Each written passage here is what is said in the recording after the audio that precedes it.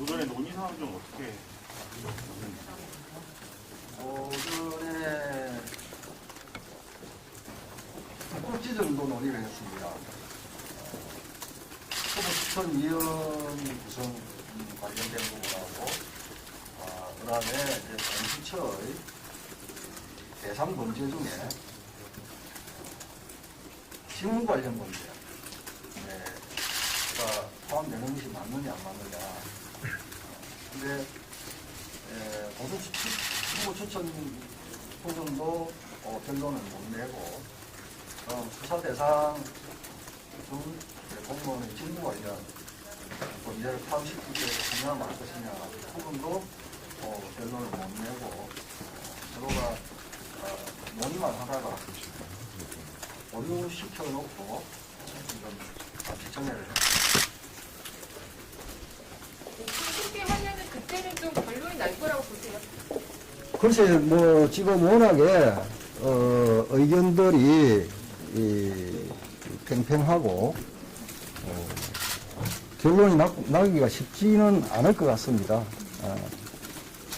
3분의 1로 하냐 마냐 이거 가지고 지금. 그렇죠. 예, 예.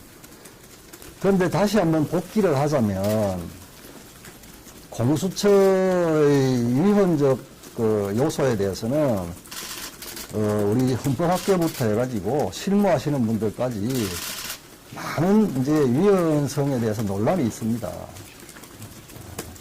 그럼에도 불구하고, 저희 국민의힘이 배제된 상태에서 이 법이 이제, 제정이 되는데요. 이 공수처 추천위원 구성에 있어서 7인 중 6인의 동의가 있어야 한다. 이 부분 우리가 넣은 게 아니거든요. 민주당이 넣은 거예요. 그럼 과연 이 규정을 민주당이 왜 넣었을까? 이 공수처라는 괴물을 탄생시키기 위해서 그나마 괴물이 되지 않게 하겠다는 약속 차원에서 정치적 중립성, 독립성을 담보하는 최소한의 장치로 민주당에서 주도해서 이 조항을 넣은 거예요. 그만큼 공수처가 출범하는 데에서는 많은 문제가 있다는 걸 인식을 한 상태에서 추천 방식이 이렇게 된 거거든요. 그러면 이걸 유지를 해줘야 되는 거예요. 둘째, 현실적으로 제가 알기로는 원내대표 간에 공수처장 후보와 관련해서 상당히 여러 번에 걸쳐서 다방면의 이야기가 오고 가는 걸로 알고 있습니다. 어제도 아마 그런 이야기가 조금 있었던 걸로 저는 분위기를 감지를 했고요. 그런데 원내대표 간에는 지금 현행대로 공수처장 후보에 대해서 서로가 의견 교환을 하고 있는 것으로 보이는데, 그런 상황 속에서 지금 법 개정을 하자고 법안심사소위에서는 이걸 또 밀어붙이고 있거든요. 그래서 제가 지금 민주당에 드리고 싶은 이야기는 도대체 원내대표 간에 협의하고 협상해가는 이 과정이 국민들에 대해서 진정성 있는 액션인지, 아니면 이 공수처법을 밀어붙여서 본인들의 뜻대로 개정하고자 하는 것이 국민들에 대한 진정성 있는 뜻인지, 이걸 저희들이 가늠을 못하겠다는 말씀이에요. 예. 오늘 그 토론을 통해서 확인한 것은 민주당 의원님들은 공수처의 독립성, 중립성보다는 신속한 공수처 출범이 우선이다.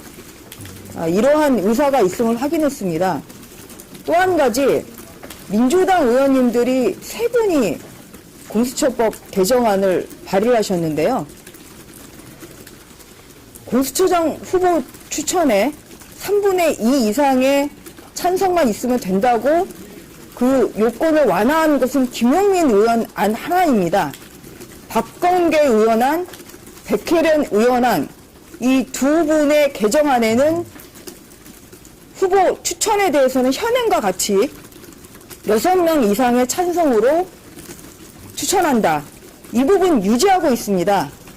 그래서 이런 부분에 있어서도 민주당에 지금 일어나고 있는 이러한 밀어붙이기식 논의는 이해할 수가 없다. 회의에서 이런 말씀을 했음에도 불구하고 뭐 그 부분에 대한 설득력 있는 해명은 전혀 없었습니다. 글쎄 속개하니까 그럼 혹시 오늘 그 민주당이 공수처법을 이제 자기네들끼리 알아서 처리하겠다고 하시면 이에 대한 국민의힘은 어떻게 대처하실 건지요? 어떻게 하면 됩니까?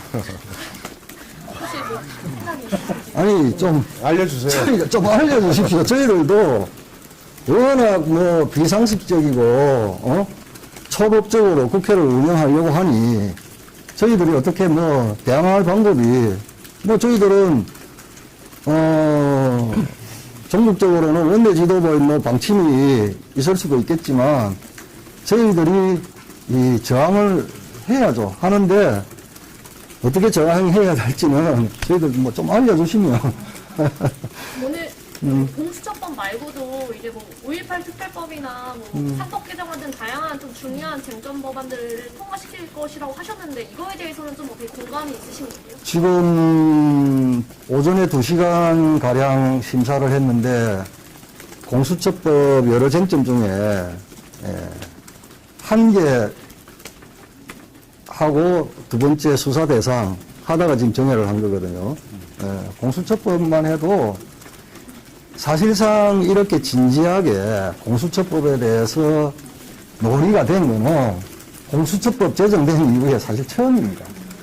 제정 단계에서 여러분 아시다시피 아무런 국회법 근거 없는 4+1이라는 그런 데서 만들어내고 저희들은 이제 완전히 배제된 상태에서 법이 생산이 됐기 때문에 실질적으로 명실공히 여야가 머리를 맞대고 법안에 대해서 심도 있게 심사하는 것은 이번이 처음이죠.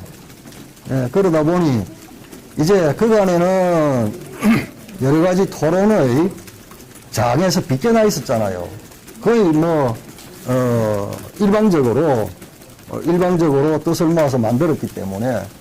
그런데 이제 저희들이 이제 헌법에 기초하고 또 법률에 기초해서 여러 가지 이제 이야기를 주고받다 보니까 민주당 입장에서는 이제 계속 짜증만 나는 거죠.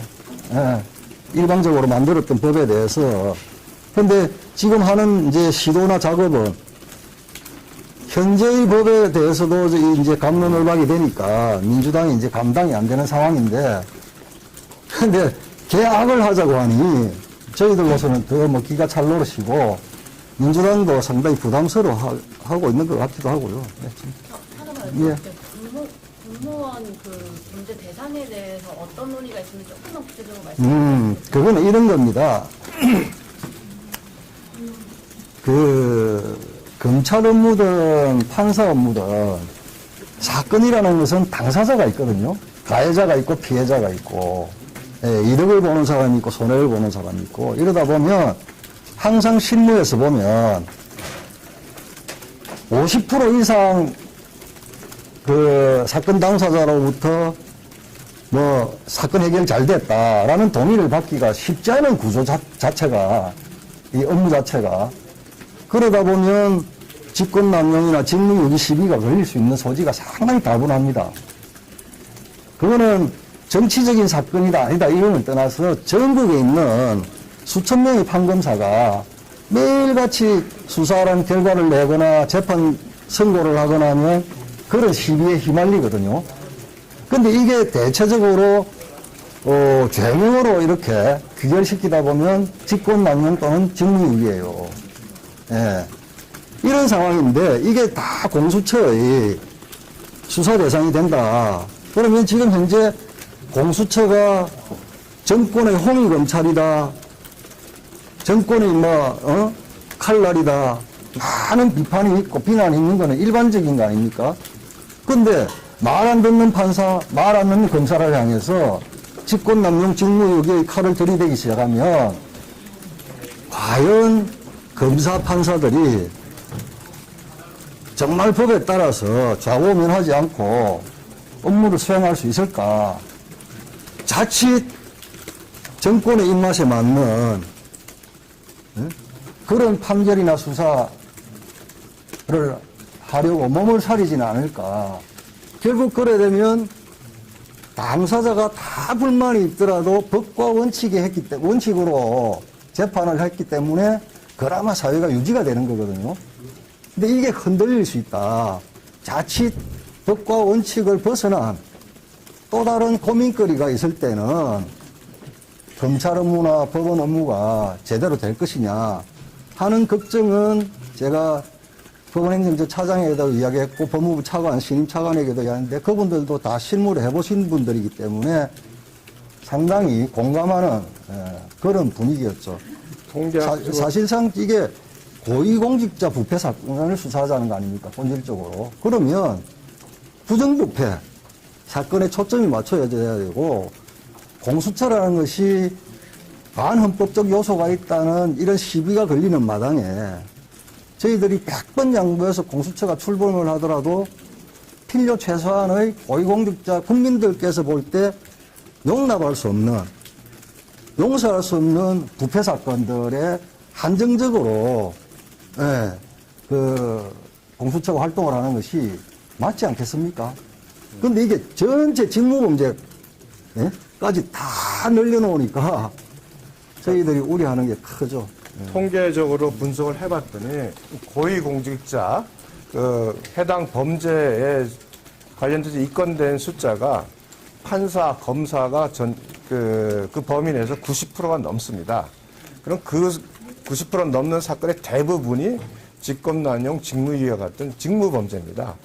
이래 되면은 공수처가 원래의 취지는 고위공직자의 부패 범죄를 처벌하는 것이 주목적인데 자칫 판사, 검사의 직무 수행에 대해서 점검하는 기관으로 바뀌게 되면 그 성격이 조금만 변질이 되면 바로 검찰과 법원이 그 업무를 수행하는 사람들이 엄청난 심리적 그 부담을 느끼고 또 공수처장이 조금만 생각을 바꾸면 그 범죄를 가지고 마음에 들지 않는 검사나 판사 이런 부분에 대해서 부당한 그 압박을 가할 수 있는 그런 구조가 된다는 그 우려를 보내줬고 그 점에 대해서 특히 강조를 했습니다.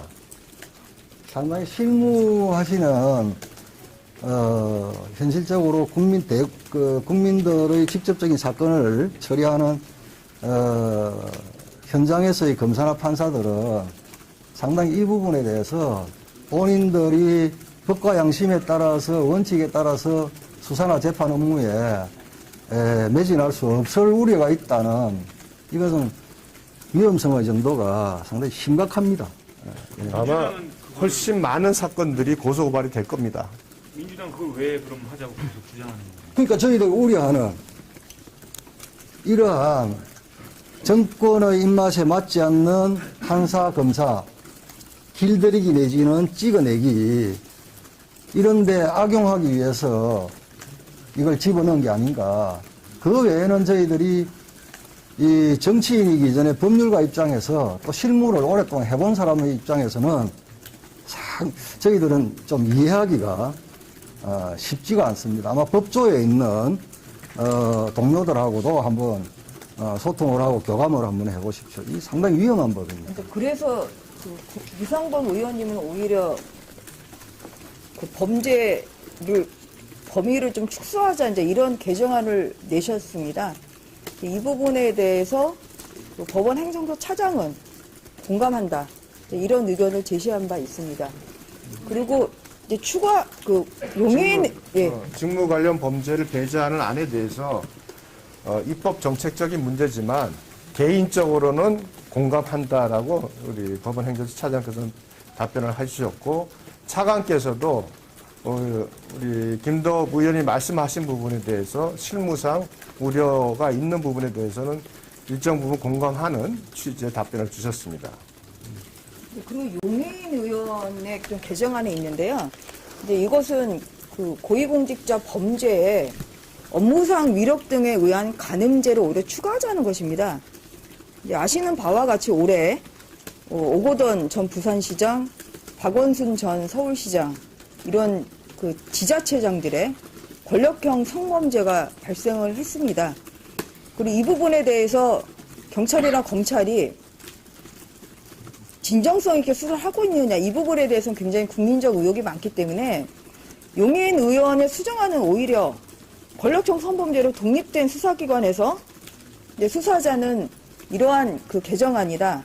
이런 부분에 대해서는 저는 그 찬성 의사를 밝혔습니다만 뭐 진지한 논의는 이루어지지 않았습니다. 자, 오해 너무 고생하지 마시고 마칠 때좀 오십시오. 종일 계시면 여러분이 힘들잖아요. 여러분이 생각하는 게 뭔지는 아는데 네. 그건 뭐 마칠 때 좀 나오지 않겠어요? 오늘 좀 나오긴 할까요? 글쎄요. 두고 봅시다. 네. 아이고, 어디로 가면 돼? 너무 고생 마시고. 네. 수고하셨습니다.